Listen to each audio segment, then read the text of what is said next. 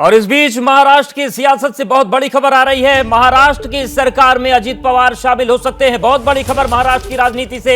जिस तरीके से अजीत पवार के संगठन में पद को लेकर तमाम बातें चल रही थी, मांग हो रही थी प्रदेश अध्यक्ष बनाने की, लेकिन इन सब बीच एक बहुत बड़ी खबर है, चौंकाने वाली खबर है। और खबर यह है कि महाराष्ट्र सरकार में अजीत पवार शामिल हो सकते हैं। महाराष्ट्र की राजनीति से बेहद चौंकाने वाली और बड़ी खबर इस वक्त सामने आ रही है। बिल्कुल, ये बहुत बड़ी खबर महाराष्ट्र की सियासत से जुड़ी और अजीत पवार मंत्रिमंडल में शामिल हो सकते हैं। कुछ देर पहले ये खबर आई थी कि उनके प्रदेश अध्यक्ष बनने की जो बात है वो सामने आ रही थी। विधायकों ने एक सुर में कहा कि उन्हें बनाया जाएगा और राज्यपाल से मिलने पहुंचे हैं अजीत पवार। ये भी बड़ा अपडेट मिल रहा है अजीत पवार को लेकर। अजीत पवार शिंदे को समर्थन दे सकते हैं, ये भी बड़ा अपडेट मिल रहा है अजीत पवार को लेकर। तो इस वक्त की बड़ी खबर महाराष्ट्र की सियासत से जुड़ी हुई।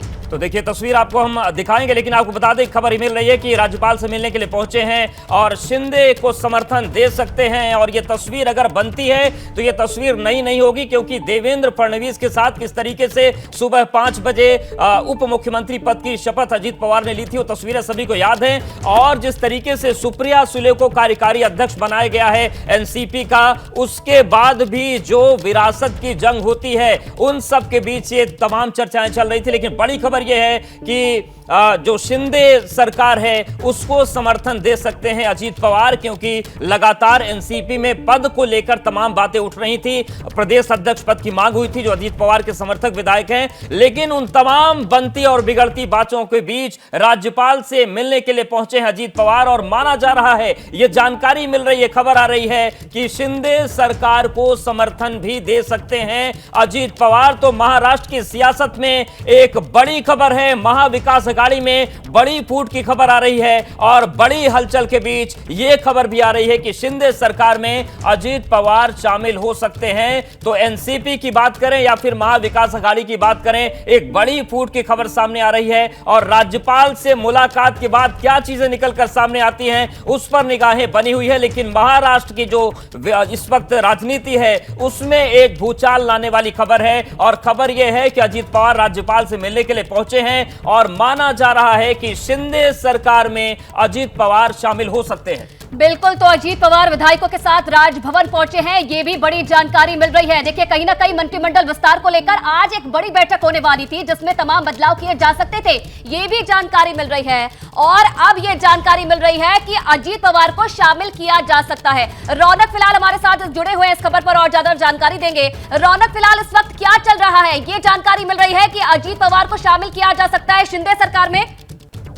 जी देखिए, निश्चित तौर पर जिस तरह की घटनाक्रम महाराष्ट्र की राजनीति में देखने को मिल रही है, मैं आपको सिलसिलेवार तरीके से आज जो दिन भर घटनाक्रम महाराष्ट्र में हो रहा है उसकी जानकारी मैं दर्शकों को दे दूं। सबसे पहले मुख्यमंत्री आवास पर मुख्यमंत्री एकनाथ शिंदे ने अपने विधायक और मंत्रियों की एक अलग से बैठक बुलाई। उसके बाद तुरंत के घर पर बीजेपी के तमाम बड़े नेता और कैबिनेट मंत्री जो है वो बैठक कर रहे थे। और उसी वक्त एक खबर आती कि अजीत पवार के घर पर जो है वो विधायकों को, अपने समर्थित विधायकों को जो है वो बुलाया गया है। और ऐसे वक्त में सुप्रिया सुले अजीत पवार की उस बैठक में जाकर शामिल होती है। पहले जो विधायकों की तरफ से बताया जा रहा था कि जो मांग अजीत पवार कर रहे थे कि उन्हें प्रदेश अध्यक्ष बना दिया जाए, और कई विधायकों का भी यही मत है।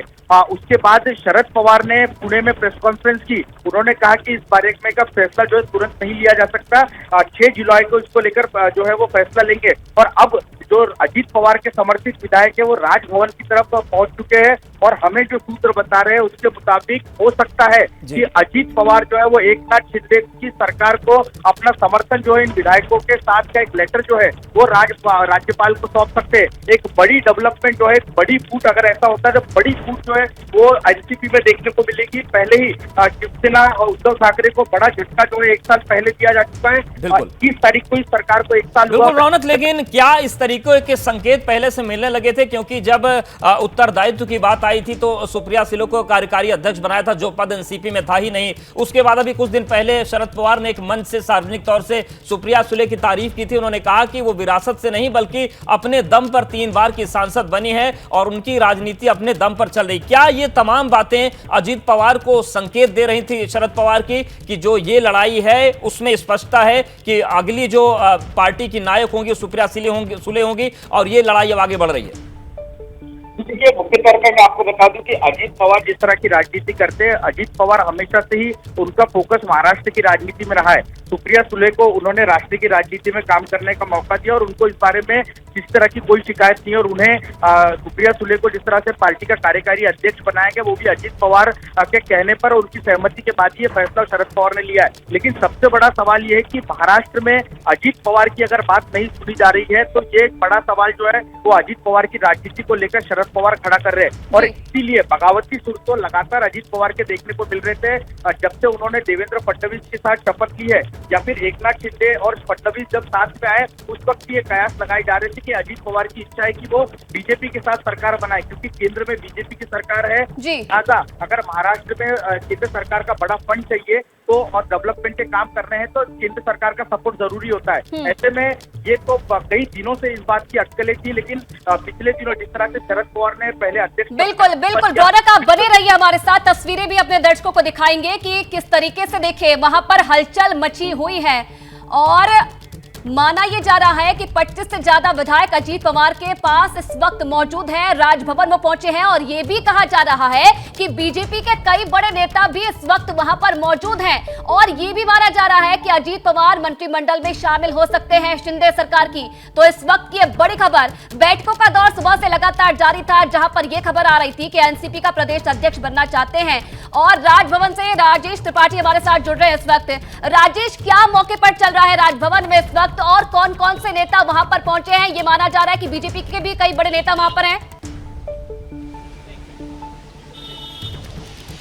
जी बिल्कुल, राजभवन पर इस वक्त जो है तमाम जो नेता हैं, जो अजीत पवार के घर पर मीटिंग चल रही थी, नेताओं का काफिला जो है यहाँ लगातार गाड़ियां आ रही, लगातार लगा हुआ है उनके नेताओं के आने का।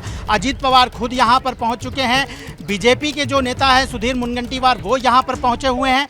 तो जो पूरा माहौल यहाँ पर देख रहा है कि राजनीति में, महाराष्ट्र की राजनीति में बहुत बड़ा ये डेवलपमेंट देखने को मिल रहा है, क्योंकि सुबह से करीब 11 बजे से अजीत पवार के घर पर मीटिंग चल रही थी। वहाँ पर सुप्रिया सुले, जी हाँ, जो इस समय कार्यकारी अध्यक्ष हैं एनसीपी की, वो 2 बार वहाँ पर आई, एक बार निकल गई, दोबारा वहाँ पर पहुँची और दोबारा फिर वो निकल गई मीडिया कर्मियों को हाथ दिखाते हुए। और उसके कुछ ही देर बाद जो है मीटिंग खत्म हुई और उसके बाद लगातार अजीत पवार के जो समर्थक हैं वो निकले हैं यहाँ से, जो है अजीत पवार के देवगिरी बंगलों से, और राजभवन पहुँचे हैं। सबसे बड़ी बात इसमें यह है कि बीजेपी के नेता भी, बड़े बड़े नेता भी यहाँ पर पहुँचे हैं और नया डेवलपमेंट राजनीति में, महाराष्ट्र की राजनीति में क्या होने वाला है ये यहाँ पर देखने को मिल रहा है।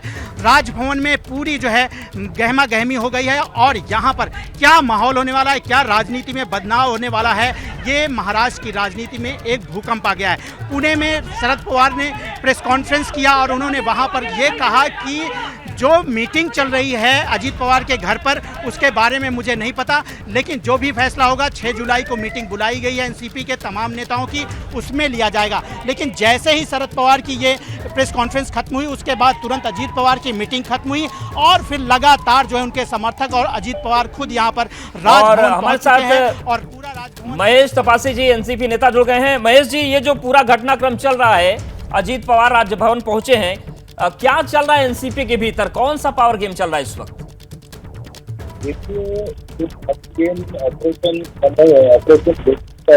है और मुझे लगता है कि की ताकत को देखते हुए शायद भारतीय जनता पार्टी की कुछ चाल या किसी प्रकार की दबाव की राजनीति यहाँ पे बीजेपी की तरफ से की जा रही है। अभी मैं भी ये सारी जानकारी टीवी के माध्यम से ले रहा हूँ क्योंकि मैं मुंबई शहर में नहीं हूँ अभी इस वक्त, और जो भी होगा इसका डटकर मुकाबला एनसीपी करेगी। हम सब पदाधिकारी, कार्यकर्ते, सब लोग हम पवार साहब के साथ में हैं।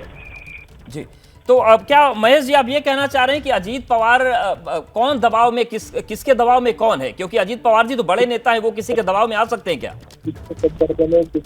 नहीं है, मैं सारी चीजें टीवी चैनल पे देख रहा हूँ।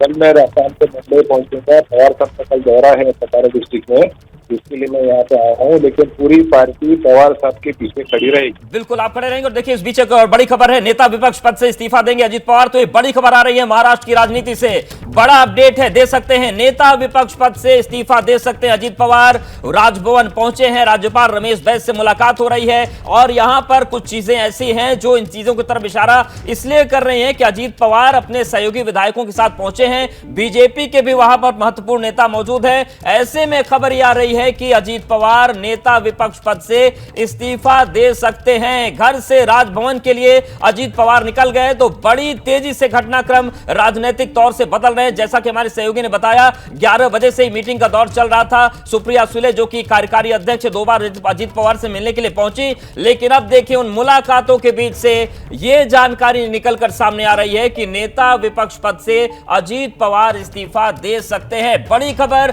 बड़ी हलचल महाराष्ट्र में चल रही है। बिल्कुल, तो पल पल जो सियासी घटनाक्रम है महाराष्ट्र का वो बदलता हुआ नजर आ रहा है। नेता विपक्ष के पद से आज ही इस्तीफा दे सकते हैं और जो ये भी कहा जा रहा है कि आज ही शपथ ले सकते हैं अजीत पवार। रौनक, फिलहाल क्या चल रहा है मौके पर, क्या और अपडेट मिल रहा है, कितना समर्थन है इस वक्त अजीत पवार के साथ, क्या जानकारी? जी देखिए, फिलहाल जो हमें सूत्र बता रहे हैं कि करीबन 25 विधायकों का समर्थन फिलहाल अजीत पवार के पास है।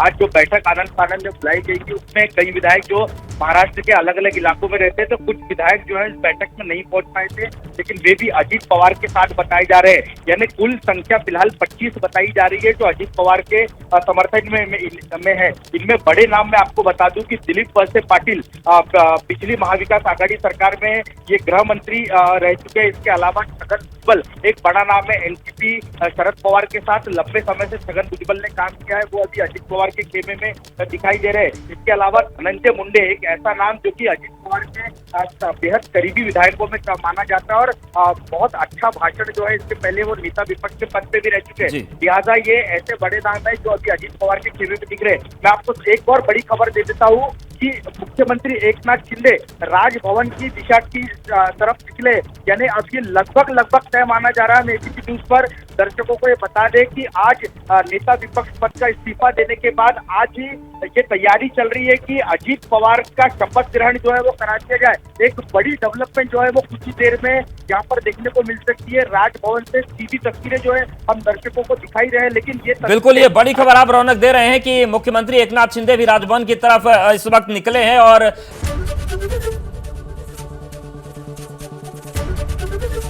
एबीपी गंगा, खबर आपकी, जुबान आपकी।